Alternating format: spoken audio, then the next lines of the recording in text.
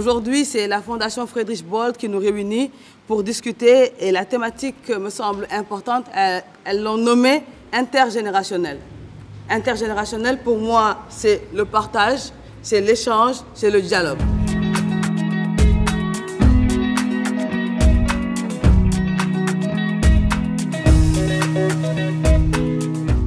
Le principe, c'est qu'on pose des questions et qu'on échange.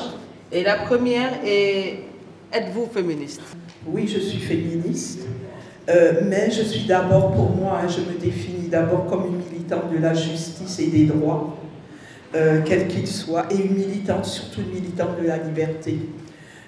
Ça veut dire que dans la mesure, et je suis très égoïste, dans la mesure où je suis une femme et que je suis la première concernée, je me sens d'abord comme une militante de la justice sociale et des droits des femmes, et ensuite une militante de la liberté des femmes. Alors si c'est ça être féministe, oui. Je suis féministe, je suis une militante infatigable des droits des femmes, et j'estime en tant que femme que j'ai le droit de nourrir une ambition avec un grand A et d'avoir un destin, de prétendre à un destin, à un destin sublime et hors du commun. Est-ce que je suis féministe? Oui. Beaucoup de personnes disent je suis féministe si cela signifie travailler pour les droits des femmes. D'autres disent je suis féministe mais je ne peux pas revendiquer le droit à l'avortement. Moi, je suis féministe sans si ni mais. Je suis féministe, point final. Je le dis haut et fort et je n'ai pas peur et c'est un féminisme, point. Sans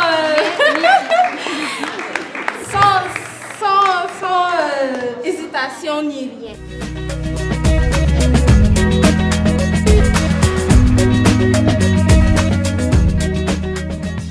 Tout à l'heure, j'ai sursauté quand notre tante de la CSE a dit que la jeune génération a un peu failli. J'ai sursauté parce que je vois beaucoup de jeunes faire des efforts pour se documenter de qui était Yewi Yewi, quelles étaient les femmes. Aujourd'hui, on n'a pas attendu d'avoir 18 ans pour être dans les organisations, dans les mouvements sociaux. On n'a pas attendu, je connais une grand-mère, Dior, il y a Madame Pendabo, etc. Je connais beaucoup de femmes. Et ça me choque quand on nous dit qu'on n'est pas parti vers l'information. Et moi, je vais même d'ailleurs lui retourner la question. Est-ce que nos aînés n'ont pas failli? Parce que je me dis, est-ce qu'il y a assez de transmission?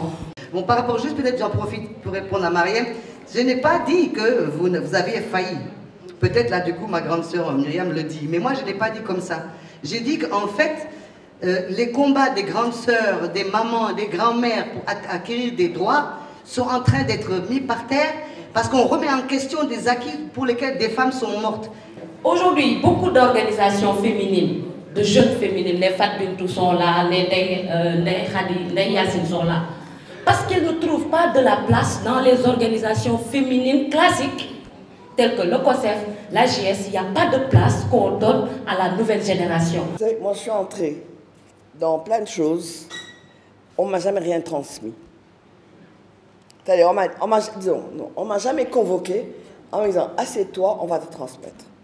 Et je n'ai jamais respecté en disant, et il y a certaines personnes que je vise, mais sans les regarder, « oh, mais les vieilles, elles ont fait des choses, mais on n'a pas de nouvelles, on ne sait pas ce qu'elles font.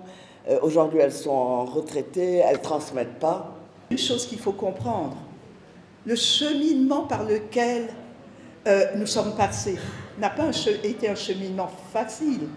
Il a été douloureux à tout point de vue.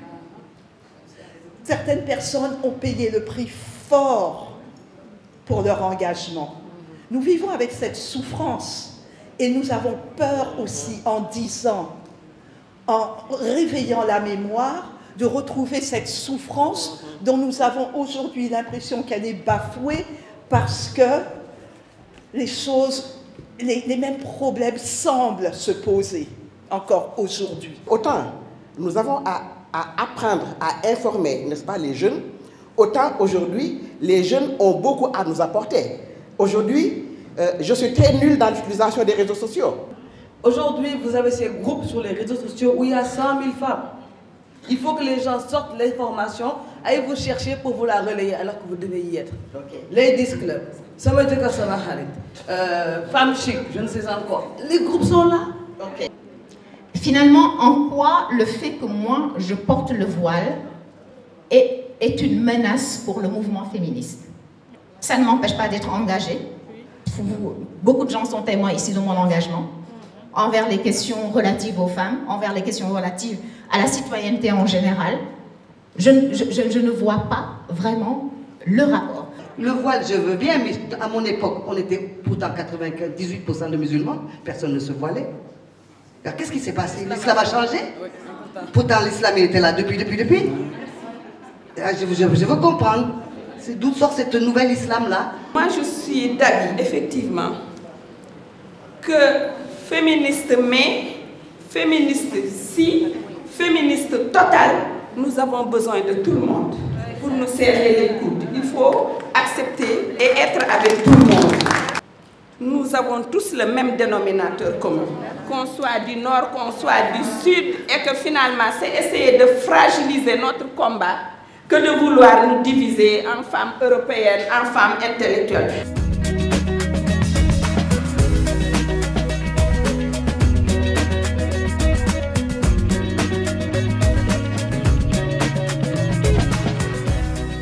Beaucoup confondent la lutte pour les droits des femmes, la lutte pour l'émancipation des femmes, la lutte pour le développement, l'intégration des femmes au développement, avec une lutte peut-être qui touche les aspects dont elle a parlé, qui est un projet de société.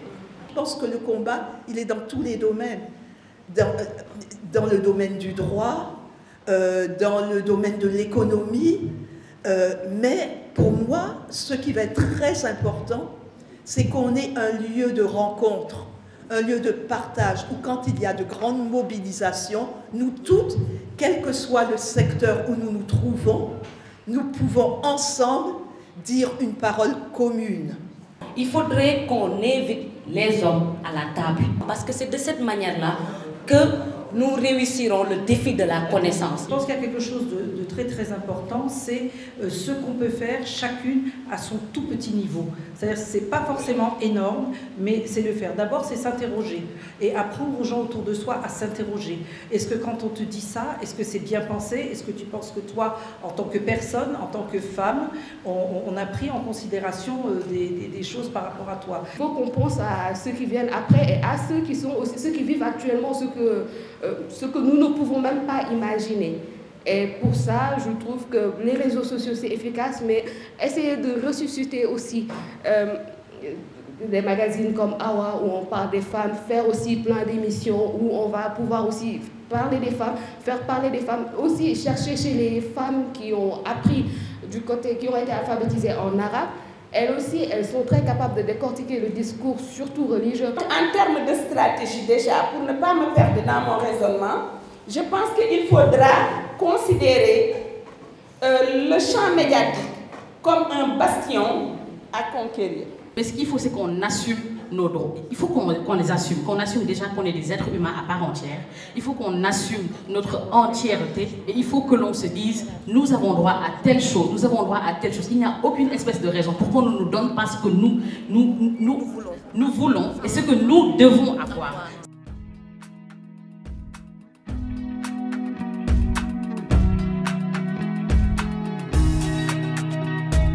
Donc je vous remercie vraiment des luttes, de votre énergie, de votre travail, de la passion que vous investissez dans la lutte féministe et de toute l'énergie voilà, que vous mettez dans ce projet, entre guillemets, de notre humanité ensemble.